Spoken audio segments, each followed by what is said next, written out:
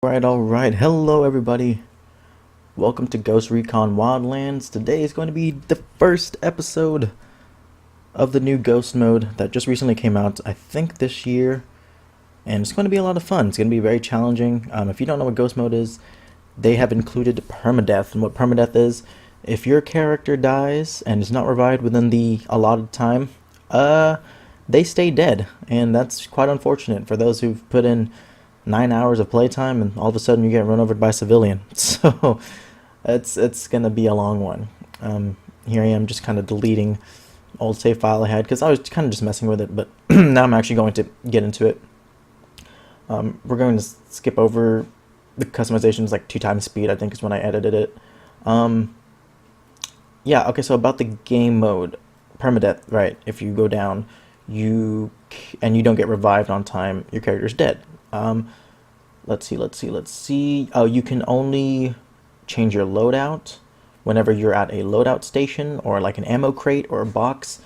So anytime you can actually customize your guns. You can only carry one primary, which is different from the base game because you can have two. So typically you can carry an assault rifle or a sniper or SMG and a shotty, etc., etc.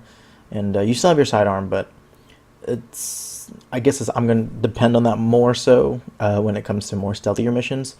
I'm not going to play on extreme difficulty because why would I do that to myself? I kind of want to just go through it on normal and kind of just re-experience the game. So if you're wondering why it's taking so long, I'm a very fashionista type person. And when creating characters, it takes me a minute. I think I'm almost done here from the recording session. This thing is about 20 minutes long, so for the most part it's going to be a lot of me rambling and talking about what's going on within the game at that time, so, you know, not a big deal. It's taking just a minute. I actually should have made this or I should have just skipped over this. I think so too, but yeah, I went with the female character just because I went with the male character on the base game, and there's no difference to it. The only difference is the voice actor. Which to me it doesn't all matter that much. I'm so indecisive when it comes to picking stuff. I swear I had a long sleeve shirt. Now the reason why I went with this is because it's lightweight. It's something I would wear, or well, if I was a girl, it's something I would wear if I were to go into maybe not actual military, but like airsoft, looking like a private military contractor. Oh, okay, we're in the start. So let me just start off by saying this game came out of March 2017, I believe, and this game looks amazing. Now, the giant open world, there's hardly any loading screens, so this game looks really, really good for what it's worth. I honestly think it's underappreciated as far as how it looks visual-wise. Maybe not on your screen because this is going to record in 720, so it might not look as good, but when you're playing it, it looks amazing. Now what I'm doing here is just, I know there's nothing unlocked, and yet I check anyways. I changed my iron sights, but that's pretty much it. I will be primarily using the, what is it, the P416, if I read that correctly. I'm going to primarily be using that for a good portion of it until I get a better assault rifle. I don't want to use any of the DLC, or I don't even know if that's DLC, like the community given weapons, just because, you know, I want the game to be a little bit more challenging, at least for in the beginning. Potential weapons I might get is, the ACR, or maybe the Mark 14 or 17, I kind of forget, it's been a while since I played this game. And oh yeah, let me remind you, the driving in this game is absolutely horrendous. It is just a byproduct of Watch Dogs, essentially. It feels even worse than Watch Dogs, I would think. It's not good. If they had GTA driving implemented in this, I think it'd be a whole lot better. And you see it there, it's just so bad. But yeah, the driving in this game, one of the things I just didn't like. But there's a lot of things that I don't like about this game, but the negatives definitely do not outweigh the positives. There's so many good things about this game that I like that I can just skip over the driving part. So what we're gonna accomplish in this first episode is just get to the first mission, which is really simple. There's like barely any enemies, um, and then go save somebody. Which I mean, the game's been out for over a year now, but I don't want to spoil it for people who haven't seen it. It's taken a minute. I think while I was recording this, I was super hesitant to keep like drive super fast because I didn't want to crash anything and look really really bad. Which is, I mean, that's understandable. I think we're coming up on the first mission point here. Yeah, we are. And just kind of stop on the side of the road real quick. And this game is it's one of the few games where you can have an open world like tactical shooter presence.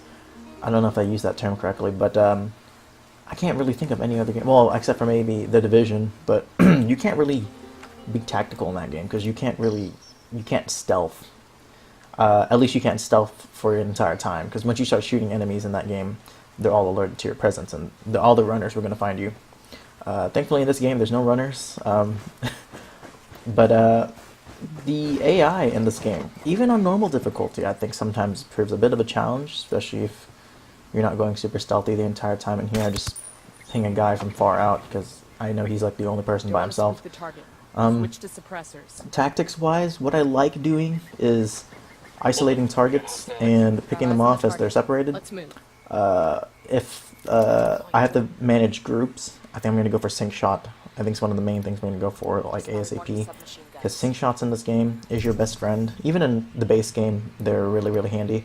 So going in this playthrough where you can perma-die, it's pretty important. So that might be one of the first things I go for. And yeah, I'm just going to haul it for a second here just to get up these steps.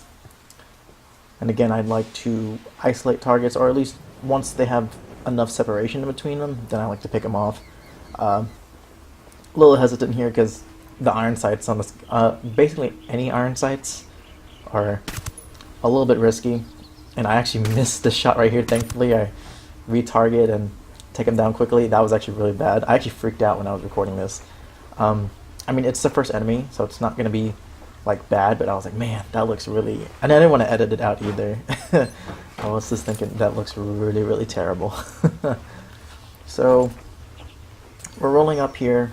We have to interrogate a lieutenant, one of the easiest lieutenants in the entire game.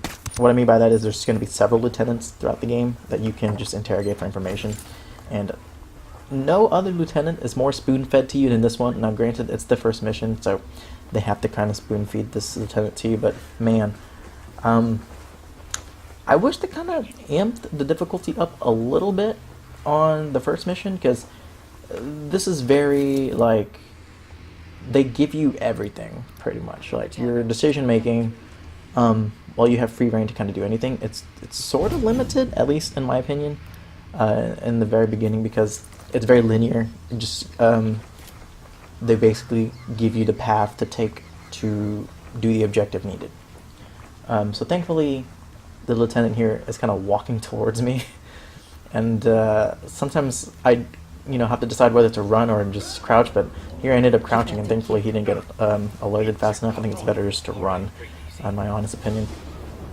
Now, and the interrogations, I never really pay attention to, because it's going to be the same for pretty much every single lieutenant that you run into. They just kind of plead for their life, and you say you don't care, and that's pretty much it. And you just kind of wait for this to be over, and I didn't know what happens if you press stop, because I didn't do that in the base game, so I didn't want to press it, but yeah, you knock them out. So because I recorded this on PS4, after I take out this fellow right here, do I do that? Yeah, okay. After I take him out, I'm going to restock my ammo, and then I'm going to cut off or stop recording for like a little bit, but you'll barely recognize it. It's going to be like a small transition right there, actually. So you're going to see that from time to time when I'm, adding clips together that way.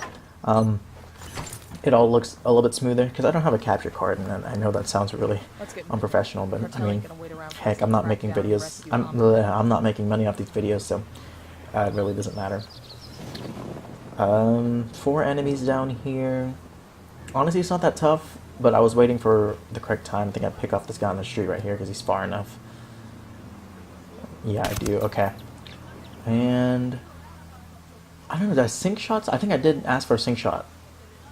Yep, I asked for one. I took out the guy next to him. And the guy right across doesn't even get alerted. That's, you know, kind of the beauty of normal mode, I suppose, is you can get away with things like that in real life. They're pretty sure they'd notice right away if their buddy got just murdered right in front of them. So yeah, now we have to go free Amaru, who's the rebel, I guess he's a support leader, I suppose. Right here, I get in the car, but then I realize there's actually stuff I can pick up, like supplies. Supplies are going to be a necessity for me to kind of go after. Now, thankfully, because it's ghost mode, they give you an extra boost of supplies. You see right there, I get 150. Typically, from those small ones, I get 75. So I'm glad they're doing that just to, yeah, I couldn't get in the door there, but I'm glad they're just doing it just to kind of give you a little bit of a boost because, you know, there's added difficulty. I think I run up to get this little document, which documents aren't really super important in this game. If you're, you know, I don't know if it's perfectionist or you like to 100% games, and by all means go ahead and get them, but they're not super important. So, you know, we're going to run back to the car here and then kind of complete this first mission. And your AI teammates, you don't have to wait for them to get in the car. They're just going to magically spawn in whatever vehicle you are in, so that doesn't really matter. This driving is really painful. I don't like watching myself drive. The driving is just super awful. But, you know, at least the scenery is nice. Oh, jeez, that's so... Oh my gosh. There, I was contemplating whether or not I could just drive off the road, but I figured don't take any chances because it's ghost mode. If I sound a little nasally, it's because I am, so apologize for that, but should be better for the next one.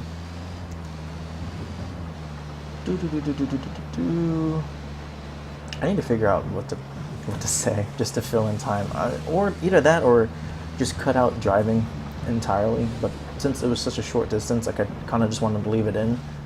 The gunfights are way more entertaining than this. So we're just kind of waiting to get there, and again, it's the fault that I don't want to drive super fast and then accidentally, like, fall off a ledge. It's picking up speed a little bit. Just a tad. And so the goals for this series is honestly one, just to finish it. I've started many series before, and oh gosh, it's like I'm losing my voice. And I don't finish them. Like, I'll make one episode and then that's about it, because whether I just didn't like the production value of it or I just didn't want to continue it. Like, I started a Skyrim Master difficulty Let's Play, and that was extremely hard, and I just didn't want to go through that. So, yep, let's park the car here. Just gonna pop out over this railing. By the barn. And yeah, so here we go. Kind of the first major gunfight. Not really, because I try not to alert all the guards at once, because there's like multiple of them. And again, permadeath back of the mind. So don't want to worry about that too much. I try to scout out where the last people are. They're inside the house for sure. And okay, so funny story. My door just opened, so I had to stop recording audio. It's okay. It's a part of the first video stuff, anyways. I think what I last said was I was looking for the last people, and I knew they were inside the house, so I tried my best to kind of swing my drone around just to see if I could ping them. I pinged them eventually, but I couldn't get them in this initial first scan, which is not a big deal when you're playing Ghost Recon. If you don't get them all in the first scan, it's fine. Just be sure to mark all the enemies before you start firing. Now, I'm sort of hypocritical because I start firing beforehand, but it's because I know they're in the house that I don't really have to worry about their position and where they are, because technically I know where they are. It's just they're not on the map. So again here, I sort of wait a little bit to, you know, kind of, that's my phone, kind of isolate targets, because if I don't then everyone else gets alerted, and then I have to fight. So, and I don't have the best gun right now. Oh yeah, another feature, by the way, if you've noticed whenever I fight why I don't reload, it's because, and just like real life, if you have 12 bullets left in your magazine and you drop it, you lose that 12 rounds. So I'm trying to practice conserving ammo and making sure I make all my shots count. Roger, let me get in position. Now, sometimes I got a narco this over here. game, you have to be extremely slow and methodical, because if you're not, you're going to die. It's as simple as that. Copy. If you don't, take your time and pick your targets, and you ended up in a big gunfight. Now, those are fun if you mean them, if you want them to happen. But, oh, I'm sorry. If you're trying to be as stealthy as possible, then you don't want to get into gunfights. At least not now, when you have such little health, you have no perks, your weapons are bad. I'm telling my team to hold because initially I was going to sink shot, but some of the initial target that I wanted my teammate to shoot moved to the left. I was contemplating shooting that guy right there. So yeah, I start moving in as sort of this back area of the location is cleared. And yep, there's also a gun case there. I think that's the panoramic sight, which is the first, sort of red dot sight that you get in the game. Is going to be super helpful for later on. I honestly, okay, I'm rolling up on the house here, and I didn't expect the person inside to actually see me. I thought I was sort of well hidden, but then I just take them out anyways. There you go. Why did I make a gun shooting sound? Sorry. That's just a habit. I'm still suspected, and I'm trying to take this guy out. I do, but then I think someone on the left-hand side's popping over. Go prone just in case. Down. They're gonna see you. And here I am, I'm just waiting, because I'm like, okay, I'm not suspected anymore, but he's gonna pop around the corner. It takes me a long time to shoot him. There you go. 2 shots to the chest, all it takes. Eventually, I think, who else is suspected? It's not that guy, but I take him out anyways. Yeah, someone right here, I almost messed up too, because I nearly missed his back. Thankfully, I got him just in time, and I see the last person just pop out and ping him. So, again, really easy. It's not as smooth as I wanted it to be, but we're essentially done with the first mission. All we have to do now is extract this guy, Amaru, and lead him to the helicopter. I think I stopped by for supplies real quick. Yeah, resupply, which is always handy. I got a weapons case here. I go ahead and get these supplies right here. I think it's another 150. I'm just waiting for it to pop. Yeah, another 150, and then I go back and pick up the panoramic sight, so I can customize my P416. Yep, that's me forgetting that I have to do that at certain stations. And I hit level 3 there, and I will get perks later on, but not now. So there you go, panoramic sight. Your gun already looks better with an optic. Look at that. I got it. I'll fly. Eventually, I will be changing my clothes and my teammates' clothes, so we all kind of match as a unit, but for now, that wasn't really a big thing I wanted to worry about.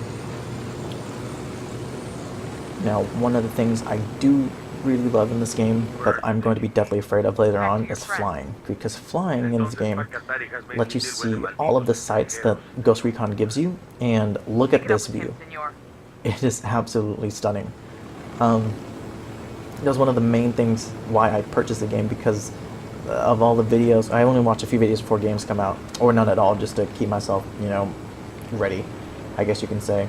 And look at that view. There's no lag, there's no frame drop, because that's why you wait in the beginning of the game for your game to load up, because there's no loading screens, essentially.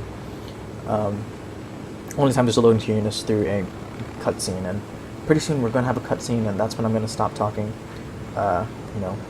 You got to be rad Brad up in here and don't talk during cutscenes. And then after that, we're going to end off the video, so I'll do a little something towards the end, and then we're going to wrap it up. So we land. It's a really rough landing. I land rather hard. I don't really care, though. Awesome. I could put this to use.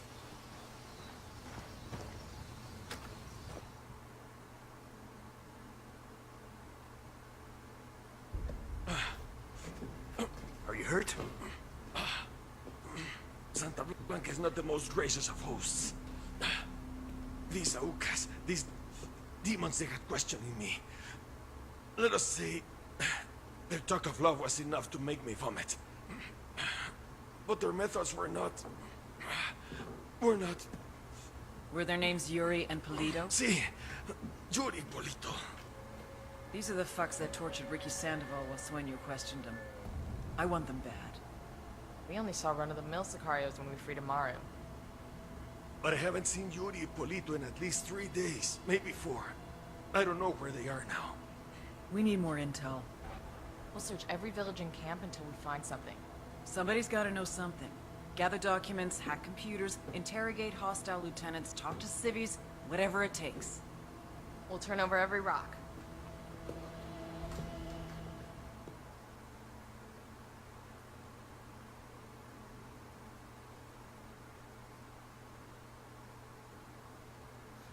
Okay, that was a cutscene. Sadly enough, all the cutscenes are pretty much the same, so it's okay. It's something to look at. Aside from the gorgeous view. Now the characters in the background are talking, but they're just talking about what our next target is, essentially. So yeah, I think this about wraps up the video. In the next episode, we're definitely gonna do some more missions, get some more gear, and hopefully be that's my phone again, and hopefully be ready for a brand new campaign. It's not brand new, but it's a brand spanking new start to this wonderful game known as Ghost Recon Wildlands. Anyways, everybody, my name's Michael, and I will see you guys next time. We gotta work our way up the hierarchy. First targets are Yuri and Polito. We find the intel, we track them down, we take them out.